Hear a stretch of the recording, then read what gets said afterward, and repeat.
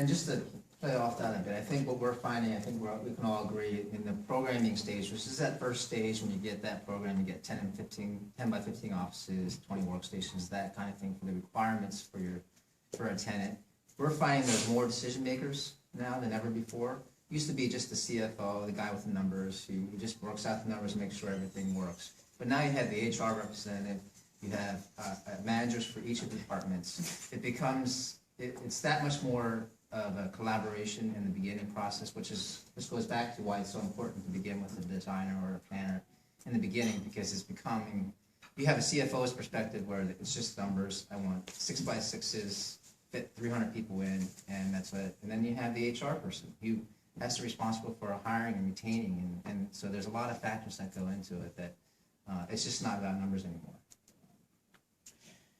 Supported, it actually is happening, because in the webinar that I referenced in early March, they were talking about national statistics, but that the amount of absorption of office space did not really match up with the amount of growth. There was much more growth in employment in the past 3 years than there was in absorption historically.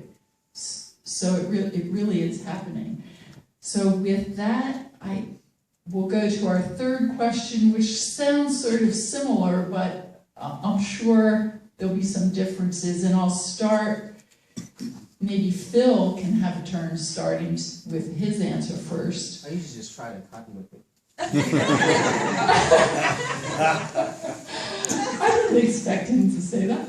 But the third question is, what are the trends or changes in trends in office space use, the way it's being used? It's we sort of touched on it a little in culture. Yeah, I think it goes back to culture. I don't think there's anything new here. I think it's collaboration, and more meeting spaces, less privacy. I think what's changed from, again, the building owner perspective, and I go from the building owner perspective because we do a lot of development work with building owners of office buildings, and the biggest changes are the energy savings. It's a huge mechanical upgrades, and that's what's important to the market. Parking is another one. It's becoming a huge issue right now with older buildings that don't have the parking because now you're fitting more people in the same amount of space and needs more parking. So used to be the 5 per 1,000 is used to be the ratio, but now you're getting all these call centers and you're fitting what used to be 300 people, now 400 people into the same space. There's that many more cars, which goes back to the location importance of, can we be near public transportation or something like that. So I think from the building owner perspective, the trends are really, I think the building owners are really starting to understand that it's catching up to them, and they have to do something or they're going to be left behind. Thank you. And you're right, parking is a big issue as more people are packed into a smaller amount of space.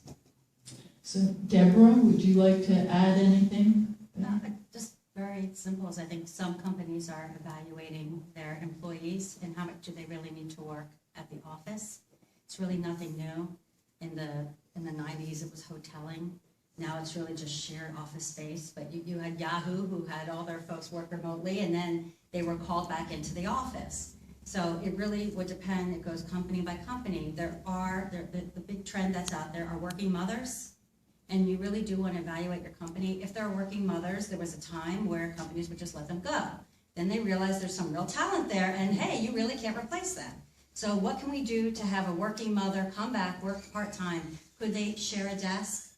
Could they work remotely? And that does affect how the space is used, because maybe there is a section which, again, was a hoteler before, but now could be shared space with some part-timers. And then there is that assigned versus unassigned space that some companies are looking at, where someone has a set desk that they come into versus you come in and it's first come, first serve, and this is our desk, and I put my pad down here, so this is where I'm sitting for the rest of the day.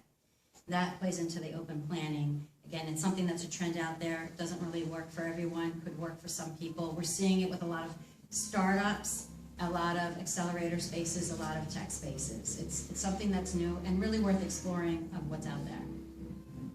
Yes, I would say, just to emphasize that collaboration is, maybe that's the new word for the new millennium. decision makers, as mentioned earlier, about what is the office culture.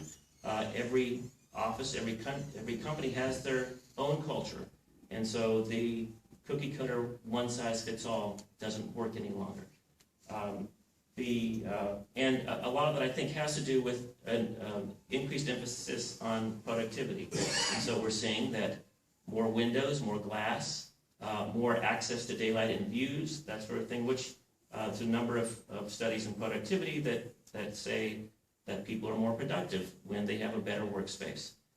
Now, what does that say due to the older buildings that are out there? You know, I think about 85% of our building stock is existing buildings. And those were built in a different time, a different culture, certainly a different energy cost model than there is today. And so upgrading those buildings and really looking at when you're doing tenant fit outs and evaluating a number of buildings for a client, you need to be sure that the building and the office culture and the company have a good relationship and match up well in order to get the best and most productive use of the office space. I like to think of it as trying to future-proof your business and your space.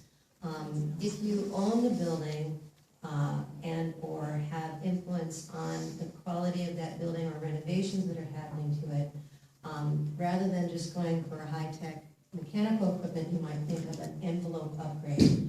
Envelopes are permanent to the building. If you improve the envelope, you improve the comfort and the solar and the